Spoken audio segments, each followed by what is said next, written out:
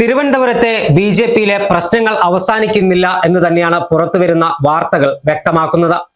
തദ്ദേശ സ്വയംഭരണ സ്ഥാപനങ്ങളിലേക്ക് നടന്ന തെരഞ്ഞെടുപ്പിൽ തിരുവനന്തപുരം കോർപ്പറേഷൻ വിജയിച്ച ബി.ജെ.പിക്കകത്ത് പടലപ്പിണക്കങ്ങളും അസ്വാരസ്യങ്ങളും തുടക്കം മുതൽ തന്നെ ഭരണത്തിൽ കല്ലുകടിയായി മാറുകയാണ്.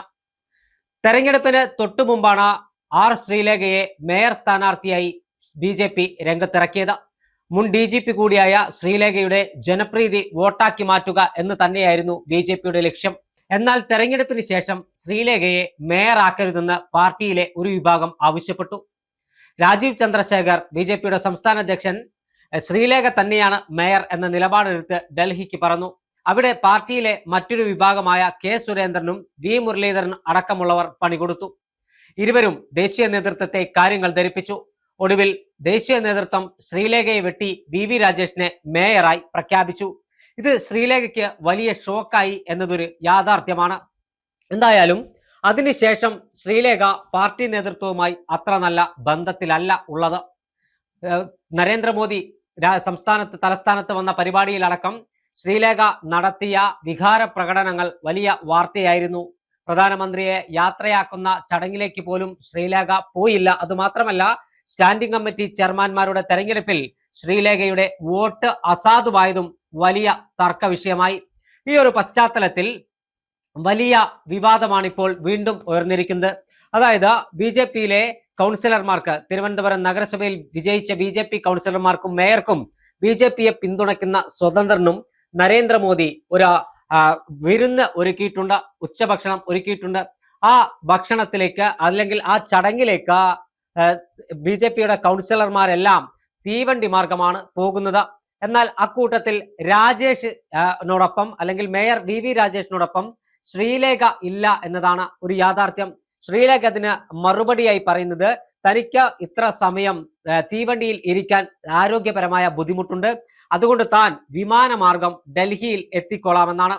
അതായത് എല്ലാ കൗൺസിലർമാരും ഒരുമിച്ച് ഡൽഹിയിലേക്ക് പ്രധാനമന്ത്രിയുടെ വിരുന്നിന് പോകുമ്പോൾ ബി.ജെ.പി കൗൺസിലറായ ശ്രീലേഖ തനിച്ച് വിമാനമാർഗം പോകുന്നു എന്ന് പറയുമ്പോൾ തന്നെ അത് പാർട്ടിക്കകത്തെ പടലപ്പിണക്കത്തിന്റെ ബാക്കി പത്രമാണ് എന്ന കാര്യത്തിൽ തർക്കമില്ല.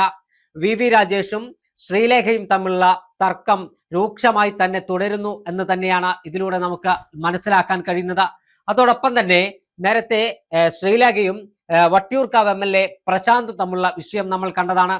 അന്നും മേയറുടെ പ്രതികരണം ഏതു തരത്തിലായിരുന്നു എന്ന് ശ്രദ്ധിച്ചാൽ നമുക്ക് മനസ്സിലാക്കാൻ കഴിയും.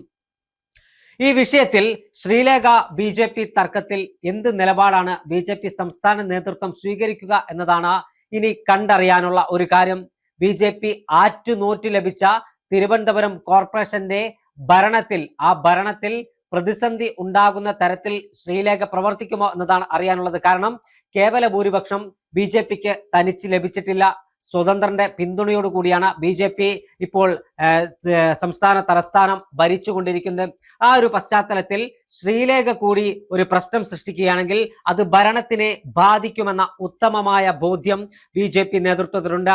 VV രാജേഷിനെ പോലെ സൗമ്യ സ്വഭാവക്കാരനായ ഒരു മേയർക്ക് തന്റെ സ്വന്തം പാർട്ടിയിലെ ഒരു കൗൺസിലർ നടത്തുന്ന വ്യത്യസ്തമായ അഭിപ്രായം അല്ലെങ്കിൽ കൗൺസിലറുടെ ചക്രത്തിൽ പോരാ ഏത് തരത്തിലായിരിക്കും ബാധിക്കുക എന്നത് പ്രവചിക്കാൻ പോലും കഴിയാത്ത സാഹചര്യമാണ്. ശ്രീലേഖയെ പോലെ DGP പദവിയിലിരുന്ന ഒരു വ്യക്തി മേയർ പദവി കൊതിച്ചു തന്നെയാണ് ബി.ജെ.പി സ്ഥാനാർത്ഥിയായി മത്സരിച്ചത് എന്ന കാര്യത്തിൽ തർക്കമില്ല.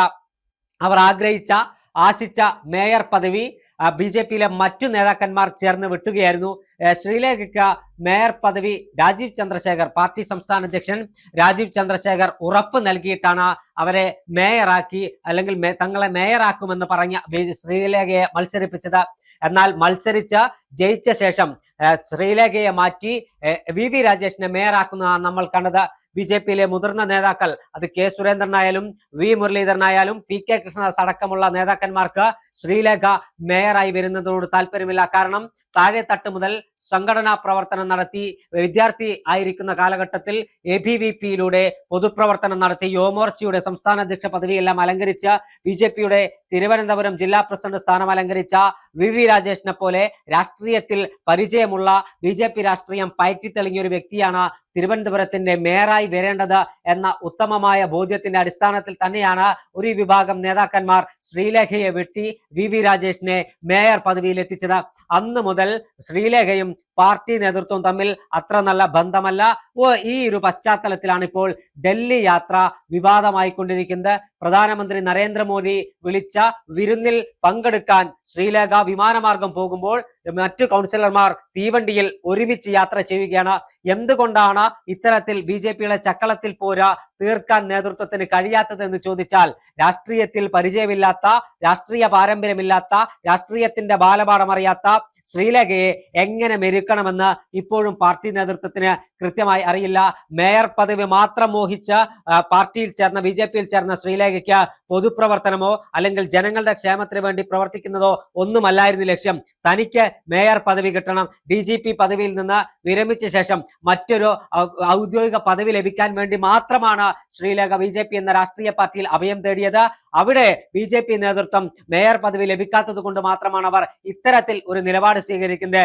രാഷ്ട്രീയത്തിന്റെ ബാലപാഠം അറിയാത്ത ശ്രീലേഖയെ പോലൊരാൾ തിരുവനന്തപുരം നഗരത്തിന്റെ മേയറായി വന്നാൽ ആ നഗരം ഏത് രൂപത്തിൽ ഭരിക്കുമെന്ന് ചോദിച്ചാൽ ബിഗ് സീറോ ആണെന്ന് BJP നേതൃത്വത്തിന് നന്നായി അറിയുന്നത് കൊണ്ട് തന്നെയാവാം അവർ ശ്രീലേഖയെ ആ പദവിയിൽ നിന്ന് വെട്ടിമാറ്റിയത്. എന്തായാലും ശ്രീലേഖയും BJP നേതൃത്വവുമായുള്ള പോര് ഉടനൊന്നും അവസാനിക്കില്ല എന്ന് തന്നെയാണ് മനസ്സിലാക്കാൻ കഴിയുന്നത്. പക്ഷേ ഈ വിഷയത്തിൽ പാർട്ടി ഈ ശ്രീലേഖയുടെ വിശദീകരണം തേടുമോ, പാർട്ടി ഈ വിഷയം തീർക്കാൻ ഇടപെടുമോ എന്നതാണ് കണ്ടറിയാനുള്ള കാര്യം.